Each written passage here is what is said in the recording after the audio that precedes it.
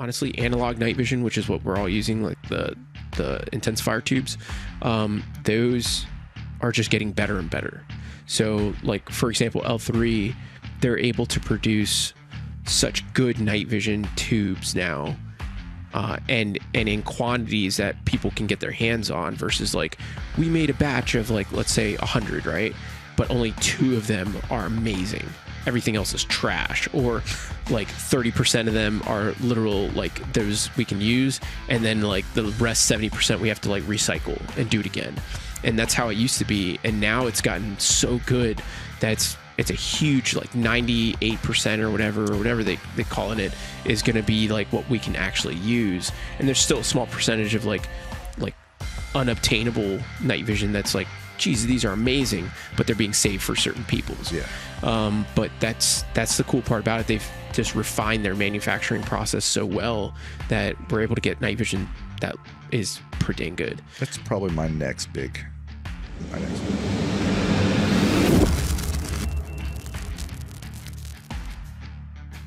That would have been my first hurricane, but I was not here. Nice. Well, Ted Cruz went to Mexico. Yeah. Dude, Yeah, that's like- one way to do it. Goes to Canada, and then he's all like asking about stuff. I was like, dude, if you wanted to know about the hurricane, you should have fucking stayed. Like, He just wants to know if his house is going to be there when he gets back. he's like, what's going on? Where's gas? I'm like, you're still in Canada, dude. Like, I'm going to be here eventually, though. eventually, it took you long enough to get back. Listen, thanks, United. That was Yeah. And Barrel and Dude, Delta. I was flying out Tuesday. I think I told you this. Yeah, like yeah. The lines for regular TSA was like all the way out the door, and it took me like 30, 45 minutes just to drop my bag off. Jeez. Yeah, it was. I would bad. have just drove. Yeah, I thought about it. It's like, fuck. So from all the flights that were canceled Monday and people Yeah. trying to get back in and out. Yeah, because like everyone that was like, I guess flew in either got stuck there or everything got pushed back till Tuesday. Yeah. It's like everyone was trying to get. That's all what my at problem once. was, is that there was Yeah, he no, couldn't even get a flight into Houston. Yeah, I couldn't get in till Wednesday. Dang. Did you end up? How far out did you book your? Flight? No, where you're staying at? 3 weeks? Okay, so you're 4 good. weeks. You got. Yeah. Does it have power, or do you know? It does. It looks like the power went out a few times because the hallways are hot as fuck. Yeah. They I probably walked in, just I was got- like, oh, it's outside still. It's weird. probably just got power back. Yeah. They had a sign there that like there's no open rooms, so I'm assuming people are Oh wow. like it's booked. Oh yeah. Yeah. And it's right there in Conroe, like the Hampton Inn or whatever. Yeah, right there on 45. Yeah, nothing crazy. Like 15, 16 minutes from here. So, but yeah, I thought about getting an Airbnb like I did last time, and then I'm like, wait, people kind of got fucked up with hurricane. I'll go to the hotel this time. Yeah. Just to play it safe. Good deal, man. We appreciate you coming in. Yeah, dude. It's I actually like coming to Texas. It's like Florida but wider. You know, like you still get like Texas man and Florida man are pretty much the same thing. So you guys just don't ride alligators. Like you guys got bulls or whatever. Yeah. I don't know what you guys have, but We have alligators. oh, Not- down not- south. Yeah, not as Oh, much. not here. Yeah. But not There's as one in much our as Florida. neighborhood. Last flood that we got, like there's an alligator just like walking through somebody's yard. Nice. A little bitty There's one, but they posted a that's picture just- of one at the ranch the other day.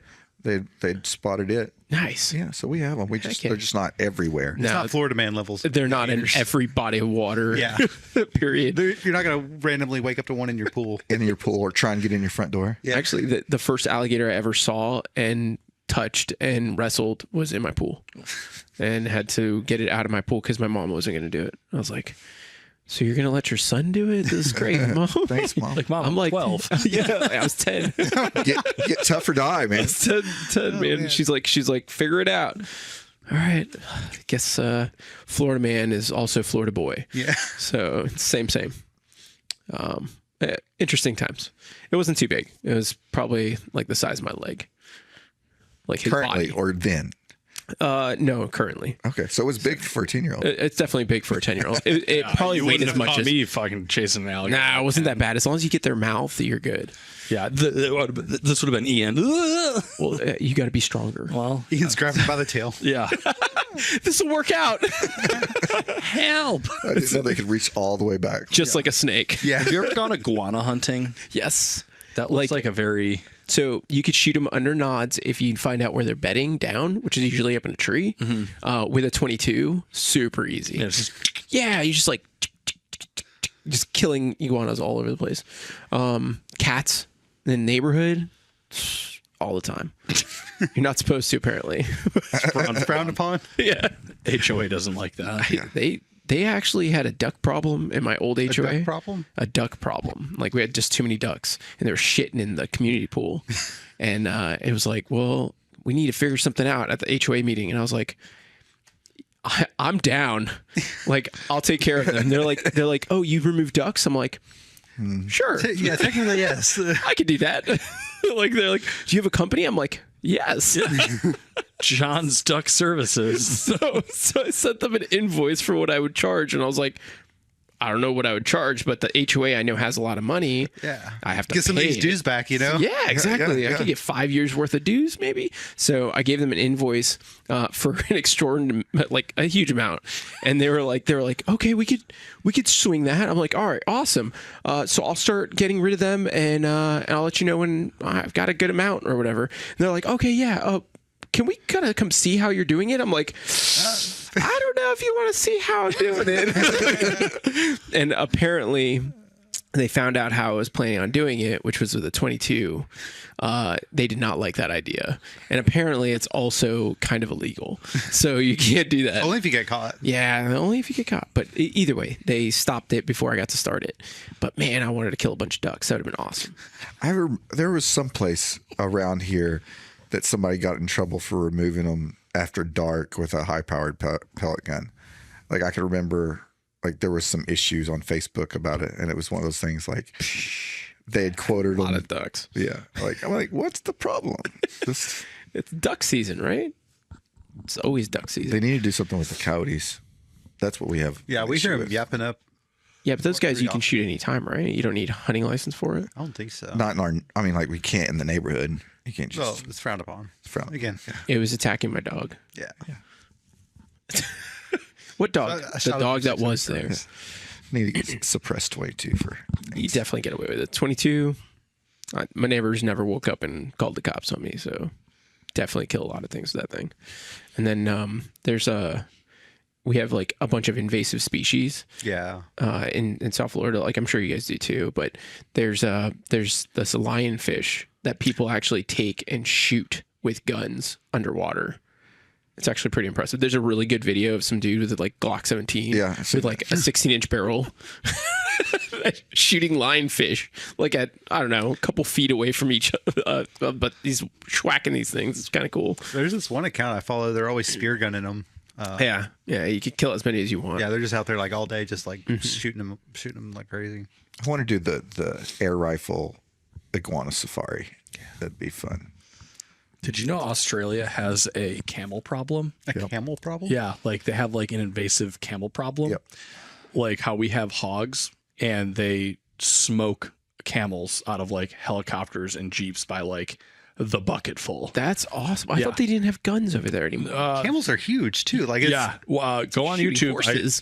One of the random YouTube videos I stumbled upon is like this camel exterminator dude, and he just one shots Just mowing camel. down Yeah, cam- bro, I'm the camelator. It's did not know that was a thing. It is a thing. 4570. What's he using? He had I'd be lying if I told you some rifle, and he was just and the camels were just Dude, like, wow, that's okay. actually kind of cool. Like did not know that was even a thing. And if you shoot them in the Apparently it is. hump, do they like leak?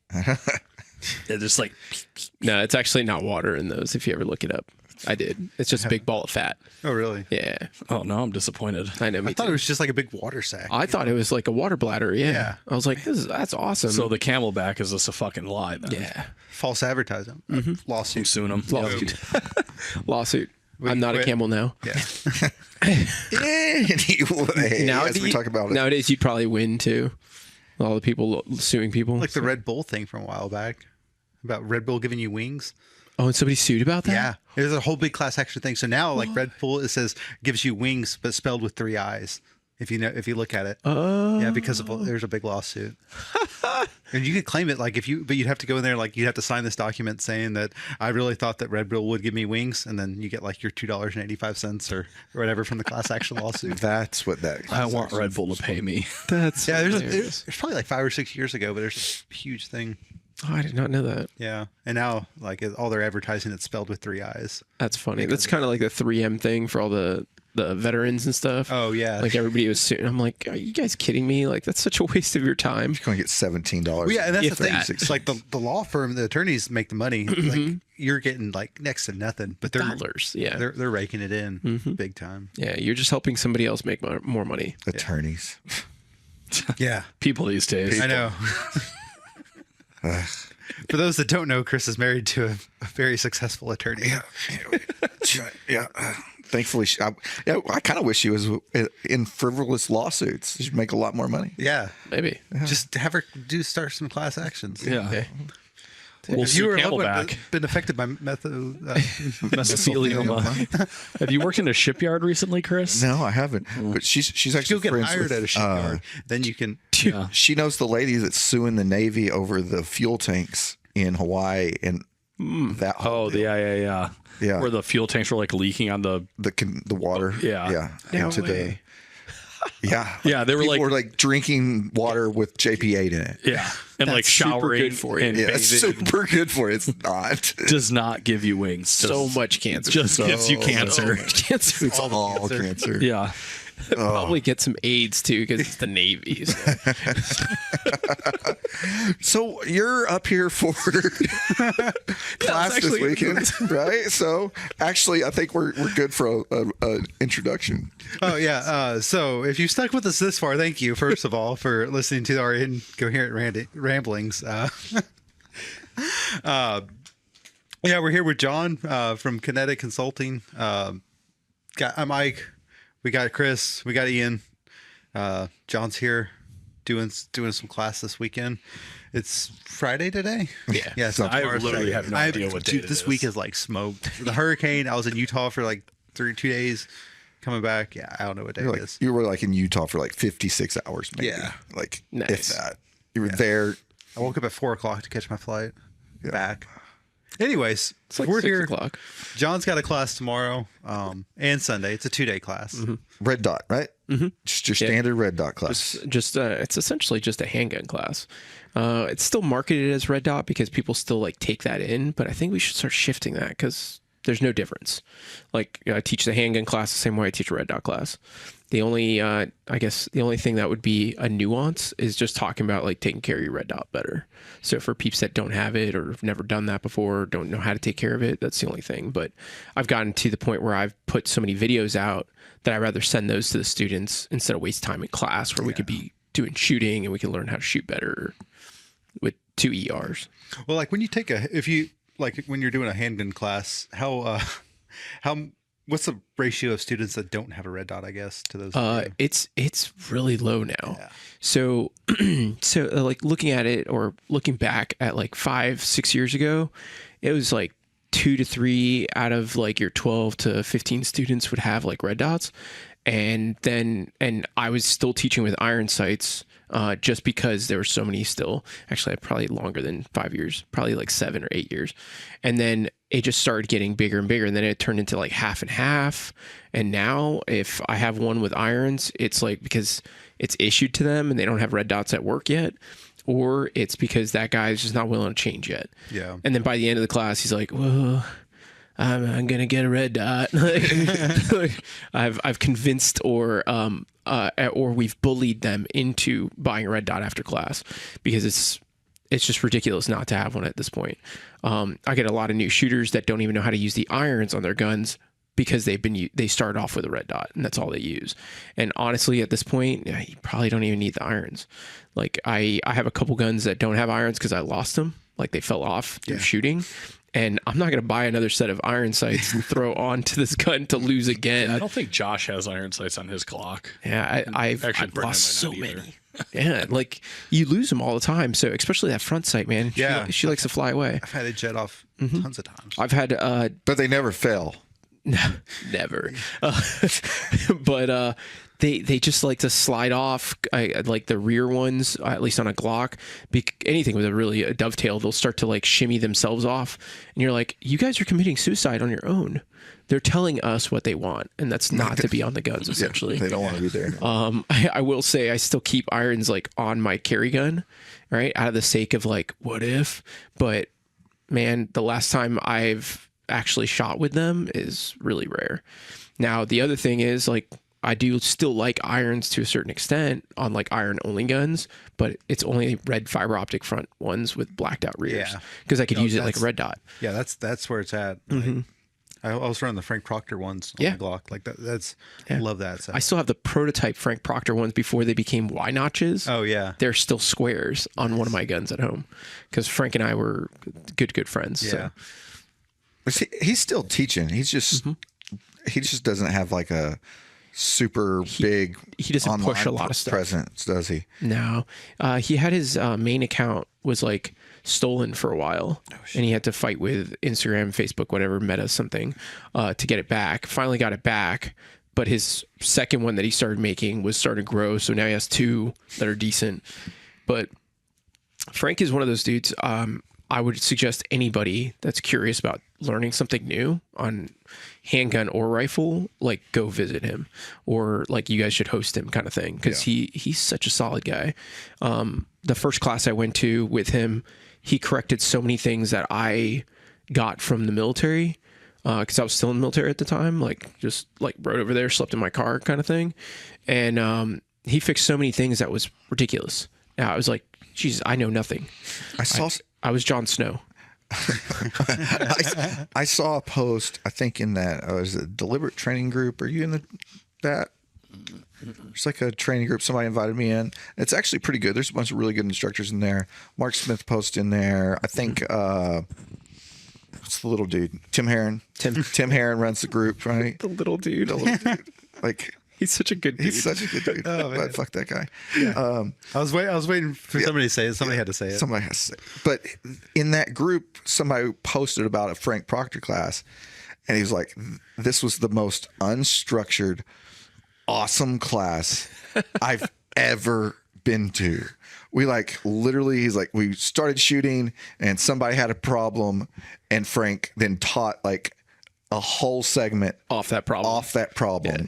And then he's like, but that leads me into these three problems. So let's do this and fixed it. And then he's like, okay, now go explore and come up with other problems. And it was like, it was the most unstructured, but best class he's ever been to. I was like, that's pretty cool.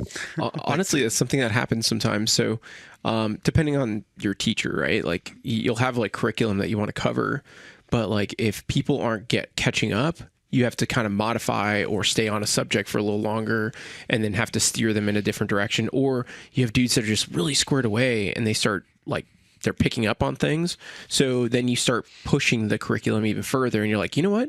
We can kind of elaborate on this. Like y'all aren't retarded. We can go farther. And it's actually kind of cool. It's a lot of fun. I like a flexible plan like that versus being very rigid and like, got to go by the binder, or whatever. I don't know if people put them in binders anymore, but either way. That's how I see it. And so that's probably like whenever I get like a teaching moment like that, like I love them. I love it. So I had some dudes bolt his actual bolt, not the carrier, but the bolt part, break in half. Oh snap! And where the cam pin goes? Yeah, and the name of the company rhymes with Noveski, and I just kidding. It was pretty funny. So it broke, and the bolt head was stuck in the chamber. Have an Instagram post about that? Yeah. Like I've seen 3 more after that happened in my class, and I was like, dude, what the hell? He's like, this is my second one that happened. I was like, Jesus. So either way, to get that out, we had to like somehow get pliers in there, twist it to unlock it, and then pull it out. And it still had a spent casing stuck in there. Yeah. So luckily it wasn't a live round, which would have been interesting, but it was pretty fun. Yeah. Pretty fun. But it was a good learning moment, but it took some time out of class. But everybody was like, well, now I know how to fix that if we have it. I'm like, yes. throw the gun now. Yeah. But It's yeah, a club. Battlefield pickup. oh dude, it was pretty bad. I was like, wow, I've never seen that before. I think I posted it too, where he was like moving the charging handle and you just see the bolt carrier move, but the bolt stays in. Well, half of it stays in. That reminds me of that malfunction that you got in the bruisers class, where your spent round fell back into the mag and like remember? Yeah. Yeah. I have a picture of it. It's really hard to explain, but his shit was moving really slow and it needed some lube. We need, yeah. And it looked like it like when it extracted, because it was moving so slow, it didn't throw the casing out. It just rolled in there. It like rolled in there, and then the bolt went over it And loaded the magazine back with the brass. And I was just like, okay. That's kind of cool. Because I shot it and I was like, hey, somebody watch. Because somebody Take a look at this. Somebody watch my gun action. His bolt went like, or his like, Yeah. It was and it like literally like paused and like, and it was like, we need some oil on that. That's disgusting. Yeah. And it wasn't that. I mean, it was just because it was suppressed and Yeah. I mean, it was fine. Yeah. But I'll find the picture and show you. But I was like, that's the only thing that makes sense, that it like just It like rolled in and just sat. And yeah, the just bolt the bolt went right over it and basically loaded. And I wouldn't have believed myself had I not called him and Josh over like previously and said, hey, watch my gun. It feels funny. Click. And then or I go boom. And it's just like, What's going on here? Am I in slow-mo now? I mean, your gun was probably a really soft shooter. At that it was. Oh, his it was- gun is extremely sharp. dwell time was really high. it was weird. But yeah, we've got it interesting. That's kind of cool. Yeah, I've never seen that one. No, Yeah, that was a first. I just had Joe in my class in Oregon. Yeah. Oh yeah, I saw that. And he came by and he was like, let me jump on that. And I was like, come on over. Cause he's never done one of my rifle classes. And that silly goose came with a 308 in some funky gun. And I think it was, what was it? A G3 or something? Yeah. And hilarious. Like a shortened G3 and 308. And he had a blast doing it. It was a good time. Everybody was like, ooh, let us try. And had fun, like, playing with him with different rifles, and then the next day he brought like 7 different rifles, and they shot an AK for the rest of the time. It was a good time. It was kind of cool to, like, he was just shaking things out with them and just enjoying himself while he's trying to learn how to shoot these things better. It was good. It was I had him in a pistol class last year or the year before, something like that, and it's always good having him on the range. He's fun. He's a like, he just adds to the class, if that makes sense. Like tomorrow, I should have Will Berry from OTG. He'll be there, so he'll come to class. Oh yeah, to class. Yeah. So it'll be good to have him. Like, if he wants to add input, I'm always down for that. Like, as a teacher, I think that's like better for the students. Like, instead of me being like, "Shut up, bro, it's my class," like some people would. I like to like encourage them. That's amazing. Yeah. There's literally a casing in your Can you mask. send that to me? Yeah. We'll have to put a Yeah. Did you guys get video of it? No video. She just pulled it out, and I was like, Because I was looking at it like, you don't shoot bullets that way. He's like, how did the bullet shoot out of the casing but it's still in the mag? Like, You're like doing that math. the maths was not working out. So I'm gonna turn down the AC quick. yeah, take Will to a steak restaurant. Go take him out to dinner tomorrow night, and then let him order for you. Okay. Like, it's worth your Does he investment. order good? He's a connoisseur when it comes to Savant. Actually, so I did a class that they had down in Dilley. I came out for it and did their class, and he was grilling steaks. And he was like, how do you want your steak? I'm like, I don't know. I'm retarded when it comes to food. I'm just like, does it give me nutrition? That's good enough, right? Like, I'm not super picky. And he's like, I got you, fam. And he's like doing all sorts of magic in the kitchen, comes out, grills it, he hands it to me. He's like, just enjoy. And I was like, all right. It was amazing. You're like, where's the ketchup?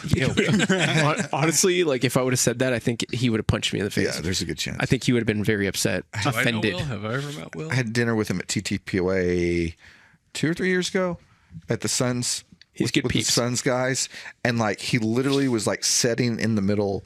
It was like all the owners were down in there at that end of the table, and then just all the minions were down here at this end of the table. And so we were talking steak, but Will just was like gave us a whole class on like the different ways. And I'd like never heard somebody order a steak like that. I thought I was kind of fancy, but obviously I am not. And the waiter's like, okay, and just wrote it all down. I was like, cool. And he came back in and explained it all. It was pretty cool. Did it come out in like a boat or something, or like something fancy? Or No, it was just the way they cooked it, I guess. no plate with the little cover on it? Sprinkle of salt. Yes. Just- Like what's that one in Vegas where it's like they got like a whole like box, like it's like lights up. They got like sparklers and stuff. They come out there and like dance and stuff. What? We should go there though. Well, if you guys do, let me know when we're there. 'Cause that sounds cool to me. the Sparklers, love Yeah, sparklers. they got sparklers are like dancing. It's like all Love little steak. parties. Love steak. Love dancers. Down with dancers. Yeah. Like, I think this sounds like a good call. what other classes have you taken this past year with other instructors since we're on that topic? Let's see. So in January, I did. Okay, I can't remember. In February, though, I went to Santa Barbara. Joe had 4 days out there. He did a precision rifle and a scope carbine. After that, I did a pistol course with, I want to say it was a night vision course with JBS and with TapRack. Their fused course, I forget what they call it. It's like something awesomeness or something like that, which was super fun. The students there were like, what's Duffy doing here? Because he does night vision stuff. And I was just enjoying myself. I was having a good time. I learned some new things. It was awesome. But giving Mark and Bill feedback on their class to help them make it better. And because we're all friends, why not? And then the students got a third instructor without having to pay more. You know, like I was there to help out and do certain things too, even though I was a paid student. And because that to me is fun. I still enjoy teaching. Like it's not a chore or a job to me. It's actual passion and enjoyment. So teaching people things is a lot of fun. I like that feeling I get from that dopamine effect. But let's see. After that, I'll have to go back to my calendar. I can't remember. Yeah. But Yeah, it all kind of runs together. there's been a couple. Yeah. And there's a couple law enforcement ones I went to. And then like a couple where it was federal law enforcement that I had taught them previously. They had some kind of class and they were like, you want to come? And I was like, yeah, obviously. Yeah. You guys providing ammo? Yeah. So it works out. And then I take home ammo. It's a good time. Yeah. It's I go there, get some and leave with more. So it's I every time I get to take advantage of those kind of things, I try to. Yeah. But yeah, and other than that, my schedule's been pretty packed. So still kind of pushing along, and I've only had to reschedule a couple things this year since we've had like a kind of a slow year in the training industry. Yeah. Which I think in our industry in I general, think everywhere's having a Everything slow is- year. Yeah. Yeah. Everywhere's having a slow year. which is not too bad. I mean, luckily I have a full class for your guys' place, which is cool. Nice. So that was awesome. I forget her Tara. Yeah. Yeah, she did a good job like pushing it out there to your customers and stuff like that. It was very nice. She's great. So she did a good job with that. So I give her a high five or whatever. Pay her like normal. We'll make sure she gets a paycheck this year. She'll get a paycheck. But yeah, she did a good job like marketing it so that like I could fill it up and stuff. And that's always helpful when the host can also push the information out there to like get people to come to class. So that's sometimes one of the hard parts is like the host is just like another dude that just wants to learn and he doesn't know how to like push those things out. So you have to do it all. And as a teacher, if you don't have any kind of like presence in that area, it's really difficult to fill up a class. But sometimes it works out nicely. So, yeah, other than that, I have a few other classes I'm going to go to this year. I have a couple, I'm definitely going to another Frank class, like Frank Proctor. So I'm going to go up to him, which isn't too far for me because now I live in northern Florida. So to go to Alabama isn't too bad, where it used to be like 9 hours of driving. So it's kind of nice. But yeah, I probably have the least amount of classes I'll do this year than I usually do. And then at Symposium, I always go to other people's classes too, as you guys both know. So I'm always hopping in people's classes because I teach at night. So during the day, free game. So what's currently your most popular class that you're teaching? My night vision class. Yeah. So my night vision 1 is probably the most popular one. I think it's just because that's what most people know me for. And then And then out of the tactics classes, my weaponized geometry one. So that one is pretty popular because people realize like, oh, I may not ever work in a team, so I may have to work by myself. How do I do that? And there's various ways to, and there's safe and unsafe ways. So it's actually a fun class. It's also force on force. So you get to kind of test your gusto. Yeah. A lot of people go there and they're like, wow, I don't know how to shoot when somebody's trying to hurt me. And it's like, awesome. That's a good thing to learn here instead of like in real life when your life's at stake or somebody's life is at stake, right? Somebody that you may actually hurt and not even know you did. So, yeah, like it's actually pretty cool class. I get a lot of guys that get like big eye openers and they end up like, John, how do I practice this stuff? And it's something I bring up in all my classes for the most part. I always tell people how to take notes at the beginning because people don't know how to take notes in class sometimes because they're like, I'm busy looking at things and shooting and I forgot my notebook back there or whatever. And I usually tell them like in their notebook or on their phone, like the first page or the first like section should all be just bullet points. Like put the title of the class, the date, and then bullet points. And all those things, or those bullet points should be filled in as things that you suck at, right? Like, or you did poorly in class with, or you need more work with, right? And if you did that on the first page of your notes, by the end of the 2 days, 3 days, 4 days, whatever you have now a page of things that you can take to the range and go practice, right? Or you can ask more specific questions to a teacher, like when people message me on Instagram or put a comment in a video or whatever. They're like, hey, John, what drill should I do? I'm like, I don't know. What do you suck at? I don't know who you are, man. Like, I have no idea what drill you should do, right? But if you said like, hey, I suck at this, what should I do to work on this? Now I can help you. Like now I'm going to make a video. I'm going to send it to you. I'll probably put it up on the alumni page, all sorts of stuff and try to help you out because now you have a specific thing that you know you need to work on and you described it to me or you gave me the thing that you're looking at trying to work on. And now I can actually help you get there versus the other way around where it's just like a drill, like drills aren't going to get you there if you're not specifically looking for something out of it. So it's interesting. But that's what I started doing notes for students because that's how I take my notes. Like when I go to class, it's just bullet points, and those bullet points are just an easy way of getting everything you suck at or everything you need to work on, things like that. So maybe useful. Interesting. Mm-hmm. So I took some pretty decent notes at Joe's class this year. We did precision rifle or scope carbine and precision rifle this year. And last year we did just scope carbine. I need to actually call him next week and get him back on the schedule again. Yeah. But that was like at that point, it was like, okay, now I figured out, how to do speed drop. Okay. Now I figured out how to do speed wind. Now I know, okay, this, following up more on, now it's learning to call wind, like I can do the easy math all day long now. Now it's just been like, okay, it feels like it's like this here. It looks like it's doing that out there. Hold left edge just in it, Well, see, so that's actually something funny. I used to do that. I used to be like, I'll just hold edge, like right or left edge, whatever I'm feeling.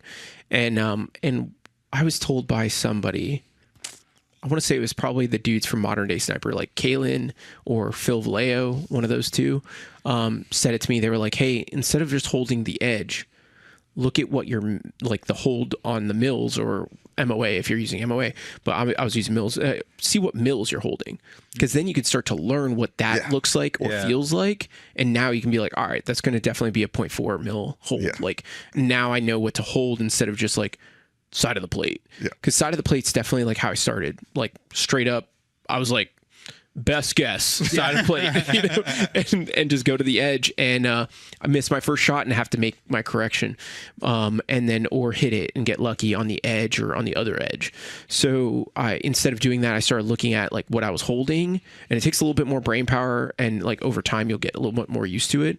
But if you make a conscious effort to actually like look at what you're holding, you'll get so much better at it because you're gonna be like, oh, dude, I've seen this before, and you have that like drop down menu of experience. You're like, it's definitely gonna be 0.4. Like, or nah, that's gonna be 1.1. You know, like that's gonna be a huge hold. So now I know based off of like what I'm seeing, instead of just let me throw a, you know, throw one out. a shaker out, to check it out. You know, like here's $1, berm. You know? And one of the nice things about shooting down there at the ranch is I've not been down there where I didn't have wind. It's Of some sort. pretty decent. And I also didn't have 2 different winds. Yeah, that's the thing that's cool about the ranch. Like, you have different wind, like at different distances. Yeah. You know, the cuts that they have, you know, it kind of channels it and stuff. So you get better at wind calling down there. Yeah. I still suck at it, but it's better learning there than, you know, some places. Yeah. I took my buddy, one of my buddies down there a couple weeks ago, and he'd never shot. Like he'd been in the military. He's been a police officer for 20 something years at this point, and he'd never shot anything out past 300 meters. Poor soul. Before. I'm like, all right, here we go. Get behind my gun. All right, these are where these dots are. Okay, cool. Just hold here all the way out to 3. Okay, cool. You're on at 3. I was like, okay, you see the little target to the right? And it's like, yeah, okay, that's a 1 MOA target at 300 yards. You can hit it. And he hit it. He's like, I'm like, all right, hold here at 4. Hold here at 5. Got him all the way out to 7. And he's just like, is it really this easy? No, it's not this easy, but yes, it is. It kind of is, right? Like you have a ruler in the scope for you. One of the things I did in most of my night vision classes, whenever I have the range to do it, like I had one out in Oregon, and the range goes out to 350. And I had all the dudes, after we zeroed with lasers on, they all stood up at the starting of the range. So we had all 350 yards, and we shot at 50, 100, 150, 200, 253, and so on. And I think it was like 5 guys from Hawaii that were there. And they're like, dude, we've never shot past 25. This was amazing. And I'm like, and you did it standing up with the laser in the dark under nods, like, and they're like, how? I'm like, it's not that difficult. Just hold the gun still, pull the trigger without moving the gun. So that's it. And it's actually really cool. Like I love when I can take somebody and like do something that they've never experienced before, because they get all fucking giddy and they're like, oh my God, this is amazing. That's awesome. Always amazing. I don't think I've shot steel out past like 3 or 4 with nods. You could do it. Oh, I'm absolutely. I know it could. I've just never I had believe the in you. opportunity to do it. What are you doing this weekend? Let's go. So the other thing you could do too, is and this is something that a lot of people don't know, is like magnifiers under night vision. They work super well. So you just have to change your diopter, the little adjustment on the back end. If you change it slightly for your night vision, you can actually mark it for night vision, mark it for daytime. That's what I have. I have 2 markings on mine, so I can move it back and forth based off what I'm doing. But under night vision, you could use it for observation, but you could also use it for PID at different distances. You could use it for shooting at different distances. So under night vision, using my laser as an illuminator, I was able to shoot out to 6 something one time with my magnifier, just sitting there and shooting. It was awesome. So you're looking through your magnifier, through your optic, with my night vision. with your night. That's so many lenses. It is, but it so works. many different lenses. It works so well. What do you think? Let's get on the night vision subject here. Yeah. Aren't we on it? Yeah, we are. Yeah. What are you currently using? So a bunch of things. So I have some DTMVSs, the original like auto gain ones. I have the manual gain ones that they sent me. So I've been using those so that I can adjust it. And then I have some 1431s that have some of the L3 super gain tubes in them. And I have RNVGs that I use every once in a while. And I still have a set of DTMVGs that are like old-fashioned one, or the older version of the DTMVSs, like my original DTMVGs. And then I also have a bunch of 14s, like 2 or 3 of them. I think 2 or 3 of them. But I only use those for really filming or like walking around, like hiking kind of things. Yeah. But and then I have a few clip-on night vision devices. But yeah, I kind of fluctuate between them all. Most of them I use for like rentals, so students that don't have night vision and are curious and want to learn before they buy things, they can come to class and they can actually rent night vision and not spend thousands of dollars versus or they get to spend a little bit less, so they can kind of learn about it before they make a bad choice or make a choice and are unhappy with it because they didn't expect or know what to expect. So that's been pretty fun. What's the hotness for lasers right now? Like what are... I think there's a few, right? And I think it has to go with budget and also like how much you care, right? Like what your intended use is. But the Maul is still pretty popular. I see those a lot in class. The Raids, because now they're getting out on the market, are huge. The XEs. I still have a Raid X, like the old one, and I love that thing. It's still a great laser. I see more Engals now, like more of them are getting on the gray market. So that's kind of cool. Surprisingly, I see a lot of the Somo lasers. And people had to modify them slightly sometimes to make them like keep zero, like shave off a little, like over portions of the plastic that are too much. But once they get them on there and they stay, they've been okay. They're just not waterproof. So they're not, it's not potted electronics. So, be careful of that, I guess. What else? I've been seeing the Arisaka laser. What is it? The 3IR or DIR or something like that. And then all the normal guys. So the D-balls and stuff like that, those are probably the most popular ones because they're like the least expensive for people to buy. I'd still stay away from like the D-ball I2. The I2 is just bottom of the barrel. Like you're playing with fire kind of thing. Like they break. Almost every single class that I have with somebody with one, I have to give them a spare laser because they break theirs. It's very fragile. How are the Holosun ones? The LS321G is actually one I use for rentals. So the three of them that I've had have had, I don't know how many students playing with them, messing with them, dialing them, putting them on and off rifles and whatevering them, and they've been great.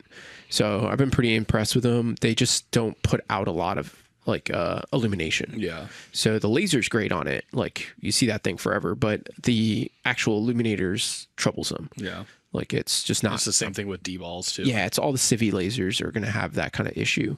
But that's where like the only Civi laser that doesn't is them all. And I think the Raid civilian model, I don't know if it's even out yet. I got to look. But that one I assume is going to have a decent laser because it's also using Vexel. But we'll see. That's the Wilcox one, right? Yeah. Yeah. Yeah. So I've only seen the full power ones that people have gotten their hands on versus I don't think I've even seen a civilian one yet. Have you seen any of the EOTechs? In the new one? I haven't seen any of those in the wild. I saw one at SHOT Show last year and then this year. But I still haven't seen one out like being used by anybody. So I think they only have either like just the model of it out in the wild, like for people to like do things with or show pictures and stuff. I haven't seen one like functional, or a functional one being used. So I don't know what they're up to with that, but I'm sure it's a lot of work with dealing with the FDA and other things too. So this isn't food. We'll put this at the end of the line. Yeah. They haven't paid us off. Let's put it at the end of the line. So something like that. I'll have to check out the Arisaka one. I haven't seen that. Yeah, I hadn't seen one of those. It's not bad.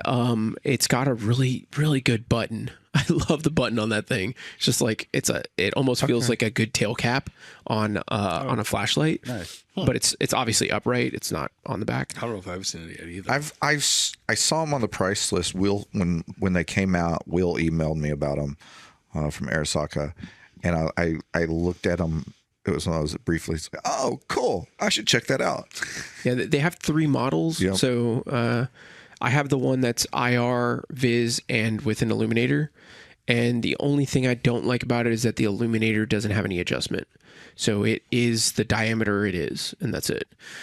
So it doesn't you can't make it or shrink the diameter to it or the circumference to it, or expand it like you can on most lasers. So you have the designate IRV, I believe. That's right. What's the price point on those? Since you Two have full- grand. 2K, yeah, something like that. $1,999. 99 cents. Zeros. Oh, 0 cents. Oh, wow. Shit. Saving. Under Yeah. 2K. But you can get them in OD green. Oh. Yeah, you can get them in Let all. me see what it looks like. It's like, oh, geez, They're actually really low to the rail too. Oh, which yeah. is something It kind looks of like cool. most of the mass is like kind of off to the sides. Yeah, it's not I've even seen that. I didn't know that was Arisaka. Yeah, it's super lightweight. Oh. It's a I forget who made the original one because that's not the original laser. Arisaka just made it better. Yeah. But there was there was a different one, and I forget who made it. But either way, it's actually been a pretty decent laser. It's not like the end all be all, but I would take it over like a civilian PEC, like the APLC. Yeah. By far. I may even take it over a D-ball A3 with like the civilian model, because both those illuminators on those lasers kind of blow, where this one kind of blows it out of the water. So it's kind of nice. But once again, you can't adjust it. So it's a very, I think it's only 3 settings.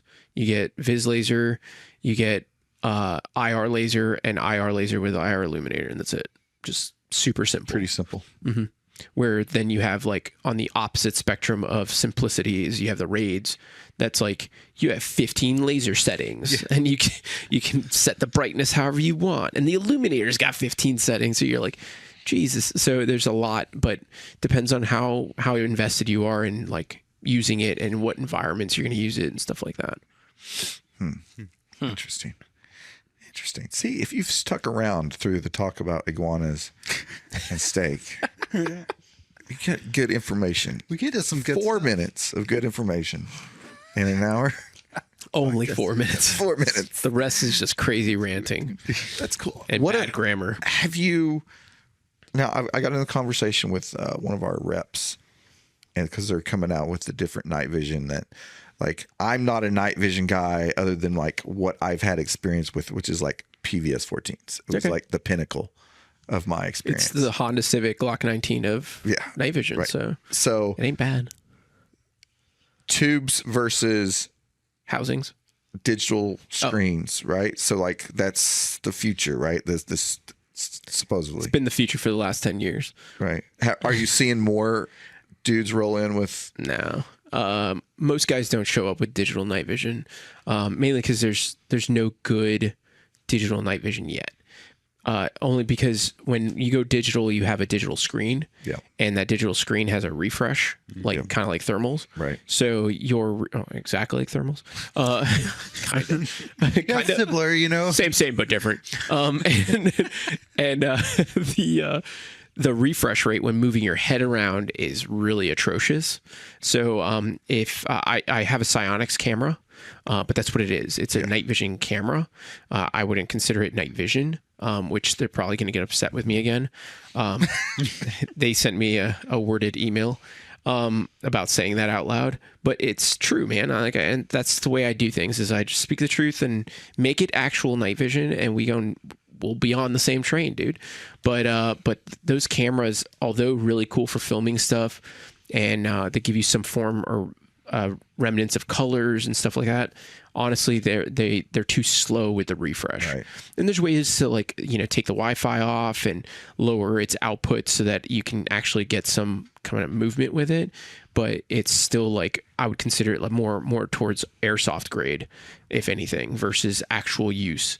Right now the big push is fusion, so fusing thermal and night vision together, and which is awesome, and it's actually getting easier for us as human beings to get it. Not actual fusion goggles, because those still cost like really nice truck worthy like money, like in the $60K kind of area, but using clip-on thermals. Yeah. So there's the E-Cody. There was a Cody prior to that. Those are both pretty expensive, but the new one, I can't remember the dang nomenclature, but TNVC just put it out. and it is like a civilian version of the E-Cody that's actually performs better, and it just doesn't have the ATACs and like all that BS thrown in there. So you can actually do all the same things, but for less money and better performance now. And it's actually a smaller and lighter package. So that just got put out. I think they're doing the pre-orders on TNVC, but those things are gonna be awesome. The one I got to play with for a little bit was amazing. So I'm on that list to get one because I want it. Yeah. But fusion with your night vision is going to be really cool. For you guys out here, like in Texas, you do hunting under night vision all the time, like we do in Florida for the piggies. You guys got coyotes and stuff. We don't have coyotes, but we got piggies. And dude, thermal's huge for like identifying, or sorry, like actually seeing what's out there and spotting things.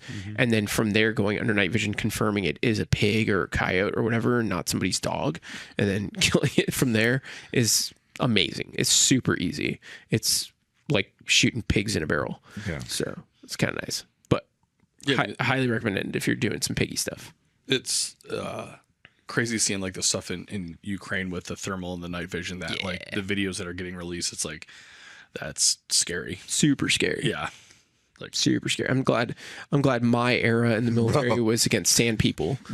So it worked out. Yeah. Like I can't even, I watched that one clip this weekend where the dudes are like hiding in the bushes from the drone, and you can hear the drone on the video, and they're just like freaking out about it, and like it gets them. You know, or it gets one of them, the dude takes off running, and I'm just like, dude, like, I can't even imagine, like... Honestly, that's where the shotgun comes in, boys. like it's skeet shooting time. Yeah. Watching dudes drop a grenade through an open hatch. Scary. Yeah. They used to do that overseas in the sand people land, too. They would drop them off like overpasses and stuff. Yeah, off over buildings, but you're like, all right, button up. Yeah. Like, dude, like, but not in the middle of nowhere. Like, just sitting there chilling. No. Yeah. Like, hatch pop, just chilling. Thank God they were so stupid they didn't get that far. Like, not yet, at least. Apparently it did, finally. And, like, outside of Israel, right? But before that, they weren't really using drones or anything. They didn't have access to it. So it's kind of nice. But yeah. Spooky. But thermal's definitely a thing. But I think that's why the digital stuff hasn't like exploded or been taken further yet, because most people are trying to blend thermal and night vision right now versus just do one thing. And also honestly, analog night vision, which is what we're all using, like the intensifier tubes, those are just getting better and better. So like, for example, L3, they're able to produce such good night vision tubes now, and in quantities that people can get their hands on, versus like we made a batch of like, let's say 100, right? But only 2 of them are amazing. Everything else is trash, or like 30% of them are literal, like those we can use. And then like the rest 70% we have to like recycle and do it again.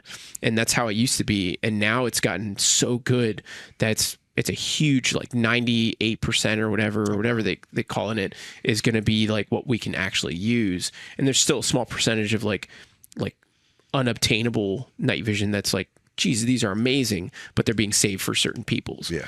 But that's the cool part about it. They've just refined their manufacturing process so well that we're able to get night vision that is pretty dang good. That's probably my next big purchase after I build all the guns that I currently have parts for. Yeah. And then sell them so you have night vision money. I saw a Staccato for night vision. There you go. It's like, fuck it. Honestly, that little set of 14. Yeah, I need a PVS 14J arm so I can run like a Wilcox. We could probably get you one. I've probably Noise fighters, have dude. one at home. I want the Wilcox J arm. Oh, okay. Yeah, not the. Yeah. Mine's got bodies on it, dude. Like, come on. He's got little dashes on it. Little notches cut out in his Halter J arm. That's what he was using. Yeah. His replaceable J arm that's supposed to be a disposable item. His Rhino mount. Like so much stuff that's just like in a box at home. And it's like, I don't want to throw it away because there's memories there. I'm actually very little sentimental stuff that I kept. I'm like, man, this just sits in a container. If I could put it in like a shadow box, I'll keep it. But otherwise, Put my J arm in a shadow box. do it, bro. I have a spent little plaque underneath it. Yeah. I have a spent banger, my first one I ever threw in country, and I had picked it up when we were there. We were doing SSE and stuff, and like we're supposed to pick up those kind of things if you can, right? And I picked mine up, and I was like, in my cargo pocket, and I kept it, and I still have it. It sits on top of my shadow box and stuff. It's kind of cool. That's cool. Nice little memorabilia kind of thing. But that's where like I go with it. I don't go crazy. Like I'm pretty sure I still have a couple J arms and rhino mounts, but they're probably in a container, not ever going to be seen again by any night vision. I pulled out not that I would keep it at all, but I have the woodland camouflage OTV outer vets, the outer the shell, because we were in country and they're like, okay, here's whatever color that they were replacing with, whether it was DCU or it could have been the ACU color, the horrible camo pattern. But it was one of those like, couch. Because we had to switch. We just got the cover. You didn't get a whole new one. You just got the cover to it, and you had to put all the inserts back inside of it, which were already expired anyways. Oh yeah. But it's a woodland camo with a desert color name tag and desert color rank. That's actually kind of cool. You should definitely go play airsoft and wear that. Yeah, it won't fit me anymore. I'm sure the sides open up, dude. Small. Way tiny. You were like, what, 150 pounds at the time? I'm like 165. Dang, girl. Well, we grow. Yeah, we do. But yeah, the little memorabilia stuff's always good. Yeah, why not? But yeah, if you need a J-arm, dude, Noise Fighter makes that little really inexpensive one. They make a plastic one or whatever they use for it, and a metal one, which are both good. I've played with both of them. I have both of them, so I use them for my 14s. The Wilcox one's not bad. It's just more expensive. Yeah, I was gonna say it's very expensive. Like it's like everything Wilcox is. Yeah, well, we know. But I mean, like even in like relation to like was it G24? Or, yeah. Like even in relation to that, I remember it being pretty close to that. Yeah, everything Wilcox is expensive. I think that's what it stands for, is like, we will take your cock. Like, that's how expensive it is. Like, it's going to cost you a cock. Yeah. Or at least a kidney. That's cock with an X. Do we have you on the schedule for a night vision class at the range? No, but I do have one at the ranch. You have one at the ranch coming up? Yeah. Do you know the dates off that? Top of your head? January. Okay. Usually January is, I went there this year, January, and I think next year. Look at the calendar. You don't want to be at the ranch in July. Yeah, no. It's a little hot. That sounds miserable. Yeah, January 4 or 5. Literally the first class of the year. Oh, nice. Okay. Cool. I usually save that spot for the ranch. Yeah. And then I have a couple classes in Dilley also. So the other ranch. All the ranches in Texas. Come on, guys. I'm surprised there's only 2 so far. Like, I'm sure there's a couple we don't know about. The funny thing is, I have Bill's the ranch. I have Chad's and Matt's information on my phone, and they're both, one's Matt Ranch Eagle Lake, and one's Chad Ranch Dilley. Other ranch. Dilley. Yeah. I had to specify like on the schedule. It's like, all right, Dilley, Texas, Eagle Lake, Texas. Yeah. You've got it like 7 times in the course description. Yeah. This is not at Eagle Lake. Actually, I think next year I'm coming to Texas a lot, actually. I think I have like 4 or 5 classes here. Fantastic. Yeah, which is exciting. I need to get one in Dallas. I never go up there for classes, and that would be a direct flight for me versus a connecting flight. So it'd be nice. You can't get a direct flight to Houston? Not out of Florida. Well, I fly American. Oh, so one of those. Yeah. Who hurt you? I actually, South Florida hurt me. But yeah, either way, like coming out of South Florida, if you take Delta, you have to stop in Atlanta, and everything goes there. Yeah, or with American, I have to stop in Charlotte or Dallas, depending on which direction I'm going. So it don't matter. I have a connection either way coming out of Florida. Yeah, but yeah, I mean it's actually not too bad. But I've been looking at like ways to get like Delta status as high as I have American status, because when I go on American, they like put out the red carpet.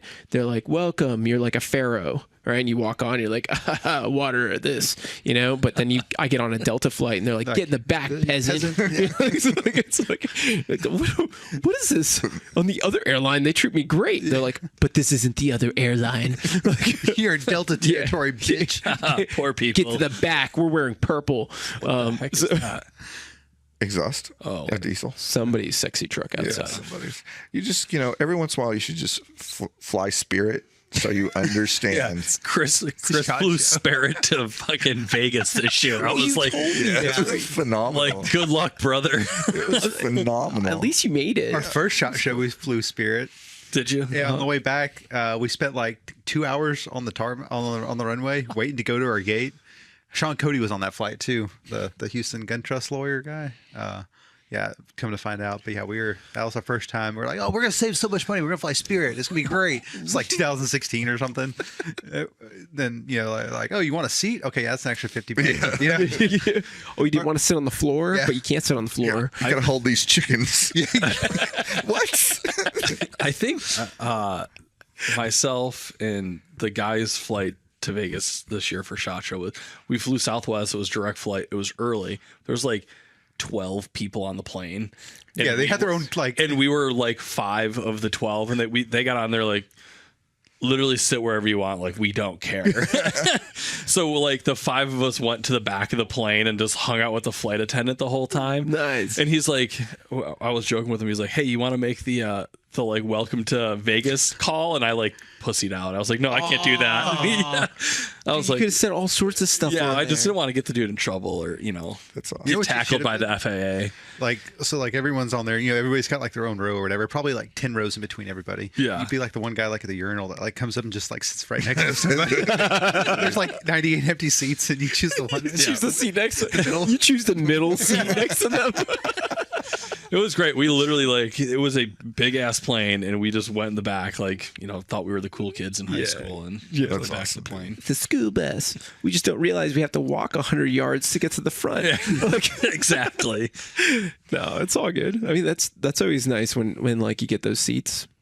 It's a good time. You could have had like every shoe could have been in a different row. That's awesome. I'm Going surprised out to Utah, like the flight was almost all the way full. I think the middle seat was empty on my row. I think it was the only empty seat on the plane. Nice. But the middle seat was empty. I had the aisle. Other dude had the window. It was Nice. great.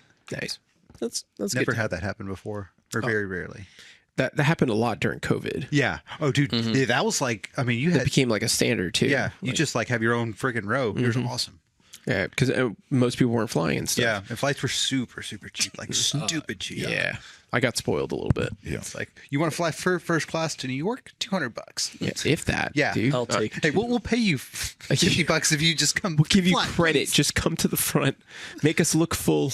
But no, it during COVID, like everything shut down, right? And then like April came around, and I was like, classes were just starting right back up, and Florida opened up again, so we weren't shut down for very long.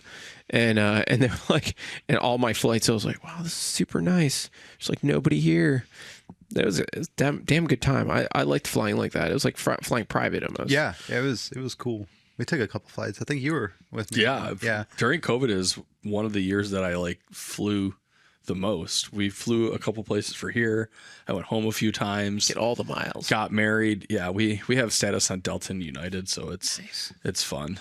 Yeah, if I can take a Delta flight, I do, because I've got like really good status with them. But Yeah. most everything from here is United. Dude. Like so, United's not bad. Yeah, it's not bad. I'm climbing up the ladder with them. Got to get there. Yeah, Something. Get the credit cards usually. Like Yeah. that's what they want you to do. yeah. I don't know. What do you got coming up? Do you have anything new that you're adding to the schedule this year? Yes.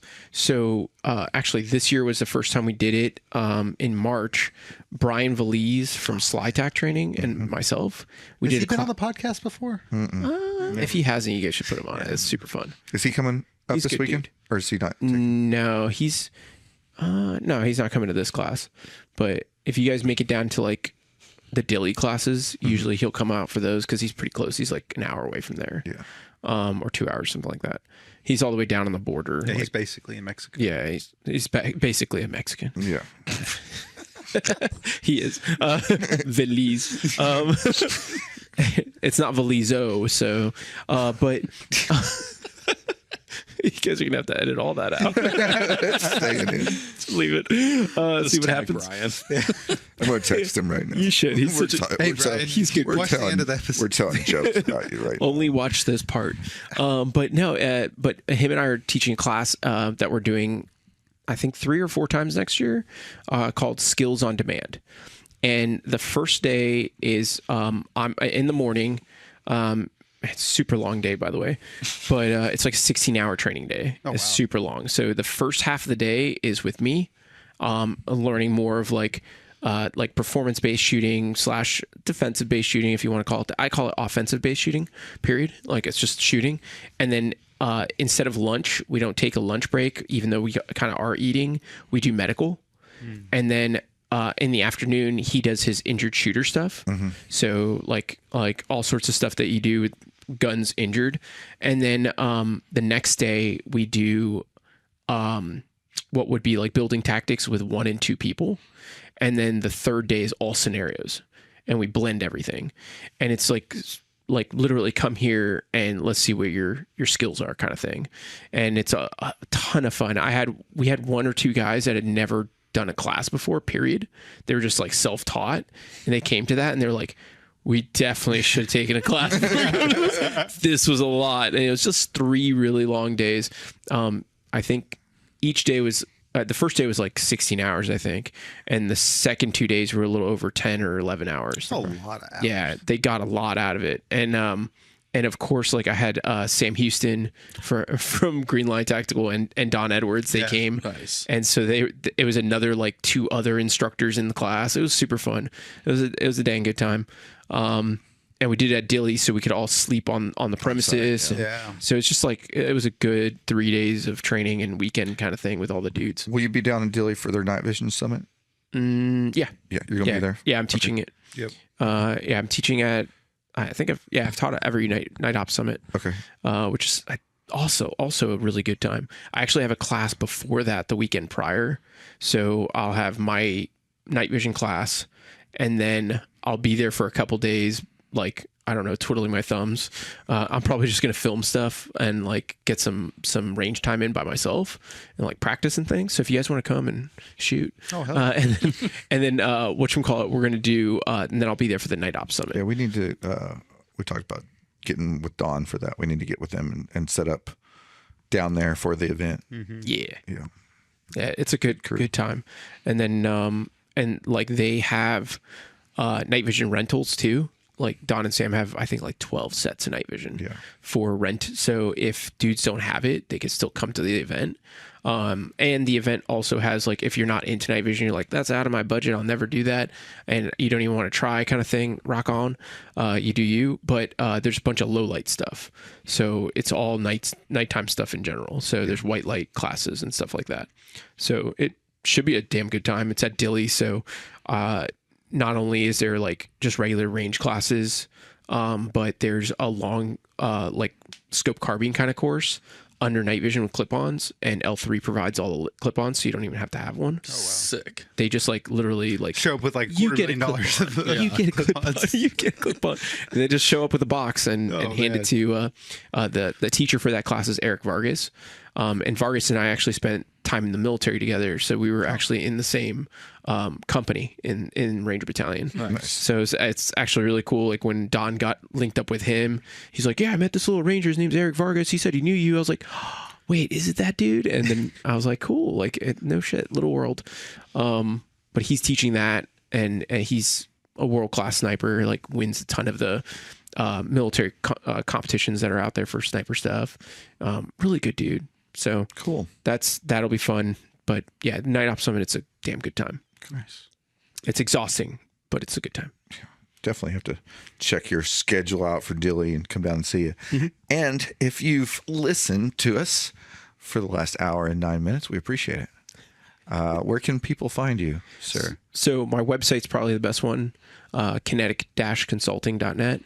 And that's where I put everything essentially. And all the social medias are linked there. This class schedules like hyperlinks on the first page. You could literally click what you want and it takes you to the page.